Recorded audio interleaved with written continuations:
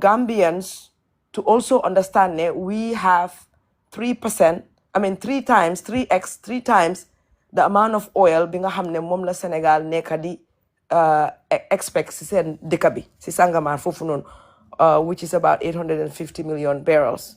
ñun we have 1.2 billion because loolu la gars yi binda ne loolu lañ nekk di expect pour génne but all of a sudden ñoom seen boppa ñu ñëwaat di wax nonsense ne affaire bi dafa dry so we don't believe them, we don't trust them.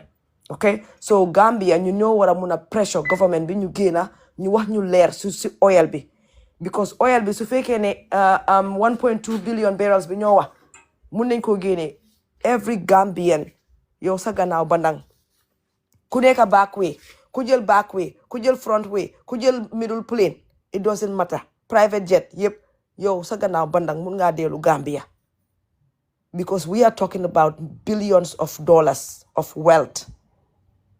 Billions of dollars of wealth. Boo xam ne the entire Gambia and the generation after next, they'll be well off. Comme Dubai. Naka la gaay Dubai day judo rek nekk si toog si alel. Su leen neexee duñ liggéey su ñëwee ba am étude ñu am access lu leen neex def ku nekk jënd sa kër teg. That's pretty much what it is. Because Senegal, imaginal ñoom ñu ngi xalaat 8.5 million barrels. Senegal, how many people ñoo fa dëkk? You're talking about 18 million people population. Ñun Gambia suñ population bi ñaata la 2.5 million. You're talking about billions of dollars, over 10 billion and counting dollar. Si loo xam ne yow nekku ne dangaa jël xaalis bi rek mun ngaa def so many investments si dëkk boobu noonu xaalis boobu mu multiply moo tax Gambia ñun ñëpp ñoo war a ñëw together ñu demand Adama Barrow ak government ñu génn ñu transparent ñu wan ñu contract bi gars yi sign faa wane seen contract yi ñu teg ko si table bi nga am faa jógee from Australia nga am beneen company bi jógee from Malaysia ñu ànda ñu ñëw ñu ne dañoo mbaamal askan bi all of a sudden ñu ngi wax ne waaw wel bi dafa dry te yow nga génn si 4.6 billion dollar contract share nga ñëw si ñun te expect loo fa dara ku fi dof so Gambia ñun for real dañ war a get suñ act together ñu demand this government pour ñu génn ñu wax ñu lu nekk si lii te several people yu ma waxal yëpp the same thing lañ wax ne si yéen la des fi nekk nii de but these are the facts, these are the evidence, this is the information. But these are the facts, these are the evidence, this is the information. Demal fii ak fii di nga am more details ma dem ma cross check ori nene dot the i's and everything waxa keneen the same thing binda gis ne information bi yëpp benn la nga dem research duga si website yi website yi ñu la wax yëpp nga duga fa ngi génna nga gis information bi yëpp taali te li nekkut yëpp de dina am yeneen ñu isi dañ ko isi si ay dose by dose ñu may docteur ji ñu man ma mute it's very fishy sister Aji lii it's very fishy waaye dina leer Gambia government lii moo tax Barrow bu ta ñibbi bu ta bàyyi comme li Binta wax soo ko fàttali ko Barrow moom daf daan toog mu ne yéen ñëpp di ngeen welti yéen ñëpp yëpp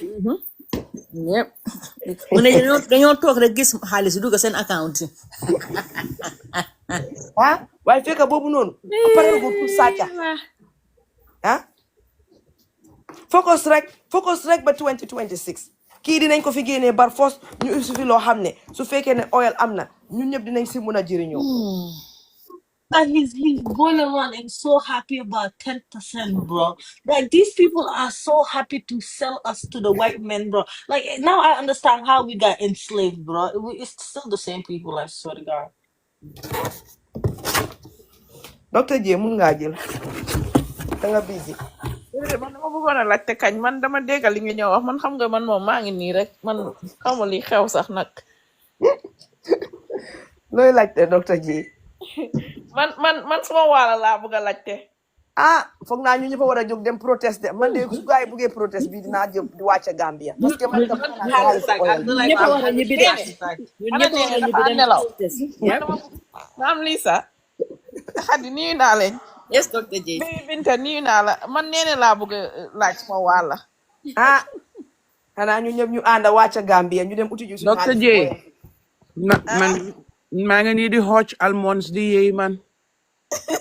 déedéet nee na mënuloo nekk di xooj almond si yooyu yooyu yow foog nga dem laajteel ñu suñu wàlla man I want my share so nee na laa koo laaj because this is crazy but Amul problem.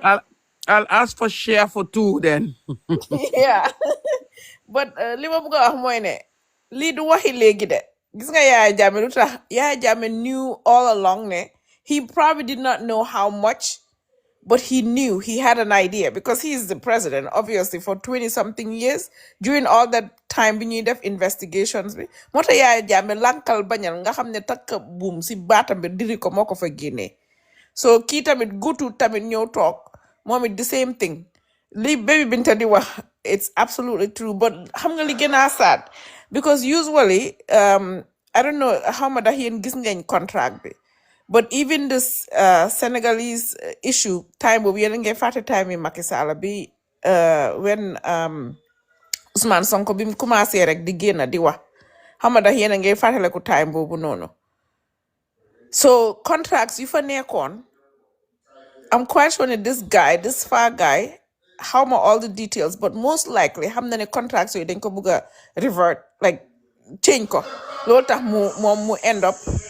Mo sell shares ami. Mo Musel daw. share sami waaw fa company bi ñoo waaw. aussi Gambia. Right? Mm. But you would see ñoom contracts suñ ko dee binda. Man, I did some research back then for Senegal because xam nga rek du ko xam na system dafa bari affaire. Contracts usually niñ ko dee bindee the first few years because that's when the investment is mostly done like foofu lañ dee dugal xaalis bu bari balaa ñoo xam nga research bi commencé gas bi commencé def all that it takes a lot of money so usually they will do the initial years like 10% and then it changes pour ñoom ñu mun a recover seen xaalis but it's not like 10 years it shouldn't be like 10% lifelong because bena company bi nga xam ne ñoon they were in actually in Dallas they were located in Dallas and they had business in Senegal ñoom bokkoon nañ si what ñu waroon a génnee oil bi so that's what part of the ligne because contract boobu noonu was through what's his name President Wade moo ko commencé woon waaye even if you like dig deeper into that contract you would see ne he requested a lot of stuff mooy ne anywhere for xam ne dañ fa mine you would have to make sure ne you provide like there's social services yoo xam ne dañ ko doon provide to make sure that the schools, the roads, the hospitals, and also people that are working there had to be in the beginning they were saying okay in the beginning they can understand that those people can be the top people can be imported people nga xam ne da nga outsource liggéey bi mu jógee from like su dee China la or America but then he had a stipulation ne 5 years later then it has to be ne ñoom dañoo train the Senegalese people et pare ñoom dinañ am enough time pour send the Senegalese people pour ñu dem jàngi nga xam ne after 5 years the Senegalese people would take over to be in the leadership role and then the only time they should hire anyone that is not from Senegal would be the only time they cannot provide a professional from Senegal. So these stipulations, not only pour nga seet ñaata xaalis nga war a jox company bi, but you have to look at all of that because anytime nga am mining or nga am this oil drilling lii daf dee am a lot of like environmental issues. So you have to keep all of that. So these fools are not really competent enough pour ñu look into all of these rules yi nga xam ne moom lañu war a environmental foog ñu protection foog ñu seet ko foog ñu xool nit ñi nga xam ne ñoo faa liggéey lan moo nekk risk lan moo nekk seen protection in terms of insurance and stuff and then the human resources that are supposed to provide these services because anytime there is oil it's not just drilling of the oil but then even the restaurants they have special equipments yoo xam ne moom lañ dee use all of those the average Gambian can make ton of money from it because you would have to have someone ko xamne moko supply. That is, if he doesn't put it into the réseau ñom sen réseau buñ am sen kabudu bi ñu ne okay tay ki moy ja oil moy nekkat ja oil moy def li moy def even towels. Like there is so much resources li nit ñi dey use ñu dey ñoo pour drill lan lañ dey need lo xamne lolu rek Gambia dañoo am pour I can bet you ne from Sierra Leone, Senegal, every West African country bu nekk in our neighboring country dinañ end up ñëw Gambia pour seek liggéey bu dee ne put nañ ko in a way boo xam ne Gambians yi dinañ fa benefit not just from the oil itself but Yeah, all the the stuff that processing is plant. needed Yeah, just to plant. maintain that type of stuff. So the biggest issue for Gambia is not just even the drilling or what the government is doing, but also how to change the people's mindset to know how to go from being a poor country to a upper middle class. Like it's almost like Comte Adama Barrow bu nekkee president, you have to have someone that sits with him, teach him naka la war a toogee, naka la war a lekkee if he's using it, naka la war a téye kuddu, naka la. Gambia would need that mindset change for the youth, for the future generation. And it took years for Dubai do that, or even Qatar. I can remember when I first came to the US, biñ doon dem school, there were a lot of students yoo xam ne dañ doon jógee ay Dubai ak yooyu noonu. They were coming here not because dañ doon ñëw pour jàng pour ñu dem liggéey, but they were coming here so they could get the American system, so they can change their mindset, so they can know what quality is. Those were the things, like more about social skills. Moo taxoon ñu ñëw fi. Those kids, they were not really going to school. They have Mercedes, the most expensive cars dañ doon dawal. Just take some of the craziest subjects that were, you could tell me it was English, some history, some few things here and there. So Gambia dafa need that, and I would hope the Gambian people right now would end up changing pour ñu fàtte yëfi kii head bi la kii political party bi la kii Mediocre mindset. lii la. So the mindset bi ñu war a change mooy ne even the greedy people, even ñi nga xam ne ñoo nekk si réseau bi, because sometimes nit ki daf dee greedy ba nga xam ne du dee realize lan laa miss. Dafa mel ne xam nga njuuroo ñu nekk sooy njiiroo xam nga tey buñ defee bool bi ñu teg ndawal benn cin ceeb ñëpp ñoo toog ku nekk gis na ne nit ñaa ngi bari rek ñu ne xaaral ma gaalantu ma njiiroo. When the njiro is done, xoolal si outside of the bowl lan moo dee tuur. You have a lot of wastage, but suñ toogoon kenn ku neex nga jël benn kuddu nga defal neena, nga jël benn kuddu defal maam, nga jël benn kuddu defal jukka, jël benn kuddu defal binta, jël benn kuddu defal hadi. Ñëpp dinañ am te dara du tuuru.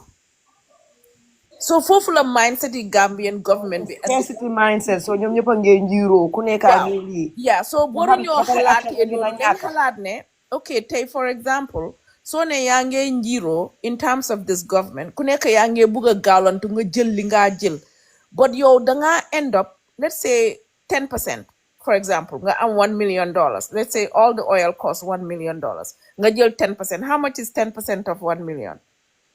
Is it 10,000? 10% nga wax 100,000. 10% of 1 million 100,000, is wow. 100,000, right? So if you take 100,000 and you divide it out of 20 people, how much are you going to get? Not that much. But pour yow, lolu is a lot of money. You're like happy. But then you don't realize, instead of yow nga jaay sa oil bobu 1 million, you can actually sell it for 2 millions. And then instead of getting 10%, you should get at least 70%. Right? So what is 70% off of 2 million? So if 10% is 100 for one, then that means that for 10% is what? 200 times what? 7? That's 1.4 million. When you count low. No, it's 1.4 million. My when I do math, that's how I calculate real quick without a calculator. But it's 1.4 million. So if 10 people can share 100,000, why don't you share 1.4 million amongst all of you, and then maybe each of you would get even 100,000 instead of each of you getting 10,000. That's what I want our mentality to be, like the average Gambian, not just the people in the leadership. Why come the journalists, these business people, everyone that is so greedy na yangi buga purunga accumulate so much just by yourself without the rest of the Gambians, you would make so much more with the rest of the Gambian. Each and every one of you will make way more money. Why? Not only li nga receive si sa pocketbook bi, but tay so xolé nga am 10,000. Let's say ngeen share ngeen seen 100,000 bi ku nekk am na 10,000. That 10,000, yo, sa kir, sa bajen, sa jarbat, sa girlfriend bi, sa sugar mama, ñoom ñépp si 10,000 boobu nga la ñoo jox. But at the same token ne tey boo fexe woon ba yéen ñépp ngeen séedoo ku nekk am 100,000. Guess what? So 100,000 dafa gëna second, because you don't have to give your sugar mama, you don't have to give your sugar papa, or you don't have to give your bajan, you don't have to give your cousin or your jarbat, and they all have money in the bank to the point that yéen ñëpp di ngeen am this the not Africa ñoom dañ bëgg ñoom rek ñu am hatred, the mbañeel, the añaan yooyu yëpp dafa wàññeeku si society bi, sàcca bi dafa wàññeeku si society, because everyone demal Dubai, demal Qatar, those people don't work. Who is working? It's the foreigners. ñooy ñëw di liggéey ñu la ñoo fay, waaye ñi dëkk Qatari people ñoom seen boppa duñ xëy duñ gonta duñ liggéey, to the point ne duñ dee nangoo intermarried because bañ nañ seen xaalis bi génn sax. So imagine Gambia with that amount of money. If we have sensible people that know how to make sure that we get the benefit, the health insurance, you get the hospitals, you have the education, xale dinañ jàng, not only dinañ jàng from Gambia, but you can send them anywhere and pay. The kids can go anywhere and get the best education that they want, and the government will pay for it. Not only that, but by the time you are 18, you have money. Boo xam ne yow sa wedding, sa jabar, sa doom, everybody. So how can we be so hateful? How can we be so hateful to ourselves ak suñ dëkkandoor yi ak suñ mbokk yi? Yow bu ma ñëwee may la mun naa laa jox $100 million. Gambian bu nekk mu am $1 million. Yow nga ne déedéet jox ma $1 million, su ko defee man kenn ma am $1 million bi. If the government or the leadership ñoom ak businessmen yi ñoom mënuñoo realize loolu, dama ñaan the average Gambian. Right now what we need in our country, especially with this type of resources, is not pour ñu divide, is not pour ñu xeex. Naka la ñoo amee a correlation boo xam ne dafa am nit ñoo xam ne dañ faa ñëw rek pour set up the system ba nga xam ne tey ku mus di ñëw doo mun a xëccoo, doo mun a séedoo, doo mun a paccoo, te doo fa toog ba abadan. Te même boo fa bëggoon a toog ba abadan sax it would not even make any difference, because guess what? We've already have the system in place. And it should not be about who is going to lead. It's not about who is going to. We have to get away from kuneka amsa bena ngunu ganar bu tuti. We have to 100% get away from that. We have to get away from kuneka am bena ngunu ganar bu tuti. Like the African mentality mo ne tay dama rada ma am benn dëkka ma xaaj ko fukki yoon ku nekk sa seefi boppa dan ñun ñëpp ñu bokka ñu nekk am benn seef ku nekk am li nga am, because su dee ne nguur gi yow lu tax nga bëgg a jiite si nguur gi mooy ne pour nga defar Gambie rek Wow. rek then guess what, you should not have a problem pour tey ñu ne nañ jiital neene wala nañ jiital duka wala nañ jiital keneen pour yow nga ñëw ànd ak neene nga make sure ne yéen ñëpp da nga ñoo lekk benn cin bi, yéen ñëpp lekk ñaari cin bi, yéen ñëpp da nga ñoo lekk mbaxal bi. Bu dee ne loolu rek moo tax pour ñu bëgg a jiite Gambie, bu dee ne loolu rek moo tax pour nga nekk the leader of that country, man tey bu ma nekkoon a political party, ma am suma political party, ma nekk the leader of that political party, maam ni sama ñëw mu ne ma ne ok lii ak lii lañ bugg a def, ma ne ok man suma party am naa si kenn koo xam ne she's really good at law making, she's really good at negotiation. Ok maam lii sa yow nga ne da nga bëgg a jiite okay who else do you have in your gang in your crew nga xam ne mun nañoo defar Gambia den ngeen dajale ñooñu ñëpp the good brains ngeen defar dëkk boo xam ne yow sa sët sëtaat ba sa sët sëtaat I don't know why we don't think about legacy. te xoola docteur J su boobaa yow sax di nga noppale ko yow li la waroon a enu yow kenn pour nga enu dëkk bi nekk président yow am na ñoo ko séyal am nga ñoo xam ne yéen ñëpp am ngeen di Yes. seen goal yow soo boobaa yow soo waree liggéey 100% yow benn 50% ngaa liggéey nga retire nga noppale ko keneen yóbbu dëkk bi waaye déedéet I don't like the mindset of owning something by myself. I hate it. I wish ne if anything that I think of, I have the brains pour ne lila buga def. I could hope and wish ne I would have Gambians stay yo hamne de ñoo ñu ne okay. I want a farm. Okay, ñaata Gambians ñoo nekk fi ñoo hamne dañ buga farm. Let's get together and contribute $1,000 each. By time nga wax ne 5 years, you have the biggest farm, you control the economy, and instead of having the Indians, you think that the way these Indians come to Gambia, put new farm, you think that they're coming with their money? No, they're giving them money. It's money that speaks, money talks, but in order for money to talk, the brain has to work. The heart has to be together. Munuñoo non-synchronizing hall, ba pare nga buga a heartbeat boo xam ne du nekk like a AFib like ñi nga xam nañ like xol boo xam ne dafa def dëp dëp dëp dëp mu taxaw dëp dëp dëp dëp mu taxaw bu yàggee borom dafa dee ok soo bëggee xol yu doom aadama soo déggee nga dégg olof yi ne xol yi dañ war a nekk benn what they mean is ne we have a synchronizing heartbeat mooy ne ñu am xol bu rafet ene gu rafet di xalaatee même chose di doxalee même chose but bu dee ne ñun dañ foog ne rek boo dee nañ xol yi nañ ànd doesn't mean ne we all just say the same thing no it means ne we have a synchronizing heartbeat ba nga xam ne ñun suñ rhythm dina equal tey bu benn tubaab ñëwee mu ne dama bugg a seen oil bi mu dem si Adama Barrow kooku wax ak kooku mu dem si naka ki moom tourism or whatever that guy Amad Ba kooku wax ko the same thing lu ko Adama Barrow wax mu dem Sénégal ñooñu wax ko exactly the same thing lu leen Adama Barrow wax mu dem Guinée ñu wax ko the same thing lu leen Adama Barrow wax do you think ne Africa dina am this problem with division dina am with this problem with ñu ñëw di ñu conniving di lekk suñu alal di ñu sàcca di ñu yóbbu ñun ñu toog foofu ne mel ni ay nag yuñ jox bañ lekk ba suur rek suñu ma ko sañ a wax ñu ne di ngaaral xamuñ lu gàmmu gi di riit ñoom luñ xalaat rek mooy ne man de suma kàmb gi fees na suma mbalka mi fees nga dinaa naan dinaa lekk pare naa but you forget ne di nga lekk di nga naan but soo feebaree dangaa dee sa doom bi bu buggee jàng du am fu mu jàngee yow tey boo fi deeyee sa xaalis boobu noonu wala ñu jàppale ñu tëj la ana Yaaya Jammeh tey ana xaalis bi mu dajale woon yëpp ana këri jàmbur yi mu nangu woon yëpp anam tey ñan ñoo ko jëlaat séedoo ko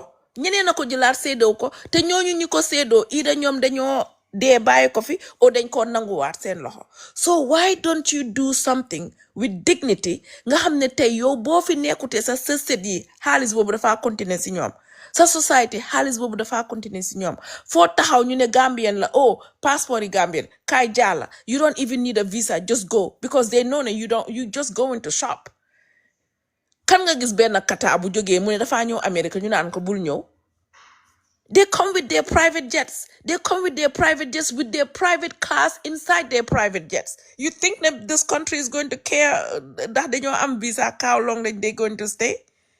That foog nga ne suñ njaboot gi dinañ dem di dem back way ñuy dem si beneen dëkk ñuy seen néeg yi di taaka si seen kaw su doon tey foog nga ne même bu doon ne dañ tukki seen néeg taaka seen kaw yàlla tere guess what? You would send a private jet and get all your citizens, put them in there and go treat them. Ma'am, are you there? So Gambian si, man li ma la ñoo ñaan si xale yi déglu, mag yi déglu. This 2026 is a turning point. It's either we get good forever or we go to under the grave. Like xam nga li ñu Yaaya Jammeh daan was 7 feet deep. ñun ñoo ko gasal suñu bopp ba pare suul ko ba pare téye lifin bi caterpillar bi di ko xëcca ñu ngi si biir pax bi pare di xëcca caterpillar pour ñu suulu ñun loolu la ñoo def so we have to choose We have a choice. And the choice is not about the NPP nga, the Sobeya nga, the APP nga, the UDP nga, the Doi nga. It does not matter. At this point, you have so much that the president, ni fompa dalami, ni ko tiel bagambi, every single one of those people should be wealthy enough ba nga xam ne Gambian bi sax waruta def liggéey boobu noonu. All you have to do is stay at home, julli, jaamu yàlla, enjoy sa boppa, ñi bugg a pati pati, ñi bugg a def lu bon, waaye at the same time, yéen ñëpp di ngeen am enough resources nga xam ne doo nekk di xalaat ndax tey di nga añ, ndax tey doo reer, ndax jën baax na, ndax jën baaxut, ndax jën am na, ndax jën amut. Our resources and the human resources, which is the most important, we have to take care of that. But don't wanna sign a contract, right? Nga fate everything, not just the money, but the human beings that have to do the work, the people that are surrounding those wells, the country itself, the pollution, the environment, all of these has to be taken care of. Not just put am halisby, but the people's minds, the fact ne anytime there is oil, people ñu ngi commencé pour xalaat naka la ñoo duggee pour suux yi. Gambians si, we have to be wise. From the military to the person that's in the farm, we all have to be smart. Because when this happens, every single leech, xam nga xam ngeen lan mooy leech, mooy benn lu mel ni gunóor la, dafa mel ni comme saxi lakka. Dañ ko dee def si ñun dañ comme soo amee góom bu bon dañ koo jël teg ko si sa góom bi pour mu manqa deret ju bon ji ak lu bon ji ba pare su dee nit ki tànkaam bi dañ ko transplant dañ ko tegal xam nga li mooy dafa sok deret bi di ko xëcca di ko génnee. Guess what? We have so many leeches, and you guys know who I'm talking about when I say leeches. Duma tudda yan xeet la waaye xam ngeen ñaata leeches ñoo nekk si àddina bi pour xaar rek Africa mu am fenn foo xam ne am na luñ fa war a mun a jëriñoo ñoom ñoo dugga si biir di indi ay gànnaay di jaxase nit ñi di indi ay problème yi xeex di indi ay problème yi kii moo am kii moo ñuul kii moo ñaaw kii moo mel naka pour ñoom ñu am the opportunity pour ñëw whilst ñun ñu ngee xeex di reyante ñoom ñu ñëw di enut bagage yi man loolu rek laa si bëggoon a wax. I don't have all the information about this, but this is what I just want us to pay attention to, including the leadership. Because those leeches, when they come, guess what? Yen sen boppa yen ay fogante boppa. Because dañ laa wax ne yow di nga mun a am 1 million, lu tax ngay nangu Adama Barrow di am 1 million bi, yow ñu laa jox 100,000. You need, I can give you this, dinaa la supply lii, bu ko defee nga start sa xeex nga dem génnee Adama Barrow. None of you guys would be safe. None of the leadership would be safe. The only way we would be safe, mooy ne ñu am a synchronizing heartbeat. Ñuy xalaatee the same. Même bu dee ne Adama Barrow moo fa nekk keneen ki mun nga ñëw nga xam ne Adama Barrow li moo am loolu nga am te bu Adama Barrow tàkkee yow it dangaa tàkk. When we start thinking about that and thinking like that, then we would succeed. But until then, we are in trouble. We are in trouble.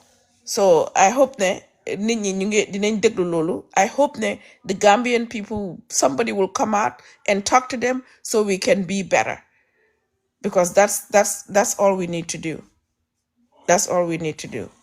I rest my case for now, but I will definitely love to go back and then give me my share. Adama Barrow, so jukat calculator xaalis boobu ñaata la war a nekk nga wax ñu ñun Gambien ku nekk ñaata la war a am. Yalla Doctor, Allah mbatu nga jële Kaji, how sama are you? lamin mbatu yow soo starté yow it soo déparé doy arrêt bar Allahu akbar Gambia dégg li I don't want, Ma'am Lisa, I only commit to collect Dr. J share. Let nobody be asking me then man de collect tuuti my ma ne share. man I'm boole not ma ci de collecting for ñaan naa la anybody. nga de booleel ci daaga dawda I'm not collecting for nobody. Only Dr. J J na point na blank collect pour xale period. yi tamit de xale yi nga half Gambian lañ Whoa, ntakela. Flodoron tenin Dr. Allahu J. Akbaru. Banta. Oris mambo kay Allahu Akbaru kabiranda. Mbe flodoron ne kolek la ni ba Yo, shala aba da okay, they flodoron. flood don't collect it. Mo Flodoron. minil ya long ko imam manenga ko ngomoy kana will collect that. Nte won te Jukaya wol moy da le bondi. Jukaya moy le Nte sañ. wol da bulala je. Wol be fan ko kela. Jukaya moy le sañ de. Nani, I Hey. don't know about Fala. Dag na mira at Basila Mina after mi 20. I baro don't know fala it's dak. going. Mina No, ka sa I don't feel problem. that na everything he was gonna sit and eat our money next year Why, also. you know what? You know what? On a serious No, note, no, no. He's we not. have He's to leaving, pray bro. though. Lee, dañ wara ñaan de. Dañ The Lee. fact them. What the economy next Allah. I even No man, gis understand nga more maa of ngi it. toog a xalaat ñi yëngee def everything. Suma ñoom nijaay red kasongo, black kasongo, white kasongo, fat kasongo, okle kasongo. Ñi ñëpp a ngee def everything too. You can get Julie. Para too. Pour ñu make sure ne ñi you stay into power because they know there is something. They know the deal. Then nga amati ñi nga xëccoo bi. Ay waay yal na yàlla def jàmm si Gambia. Dégg nga liñ wax te mooy du docteur J wax. Danga toog muy daw te da muy dox. Xaw ma toog muy dox te da muy daw. Moom lañ war a am biir Gambia. That small country. Yàlla baaxee ñu lii. Kuy ñaanal leadership bu baax when this thing bi mu ñëwee si Dubai ñooñu suñ bonoon si seen waa dëkka tey du mel ni mel tey du mel ni mel ba nga xam ne te mooy dëkka ñan ñoo dee dem di liggéey Dubai fi mu nekk nii Dubai foo romba mu ngi am ay bitiki or and this wasn't like that 10-15 years back or 20 years back it wasn't like this it was just a desert gën a daraay kaay leen ma daraay leen waaye lan lañ am they have people ñoo xam ne ñooñu kenn mënu la ñëw mbaamal leen ñun ñu toog on a diamond mine ñu gën a po benn tey loolu fu mu amee ñu war a nangu nag am di slave mentality di slave colonial master yi ubbi space bi waat pour ñoom ñu ñëwati nga caatu suñu resources yi yëpp jël ñu jox ñu peanuts lan la ñu naxee woon miro seetu lañ ñu naxee woon ñuy ñëw di jël suñu gaay di leen yóbbu please mutal hadi something bii nii loolu lañ ñu naxee woon ñii ñëw tamit ñoo naxee ñu lan Ma'am Lisa, it doesn't matter how much you know Dubai, right? Even if you're going to Dubai every week and coming back, every time you go back, you're gonna get lost because of the development that is happening, the rapid development that is happening. Their mindset has shifted so far. Benga hamne, it's not that primitive, nakalinko de wahatesa.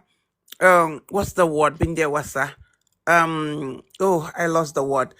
This like backward mindset, all this why no, not the Low backward. vibration. Low vibration. Go Julie sa Julie nga. Nene, Julie sa Julie yow. O Julie nga Nah. pare okay.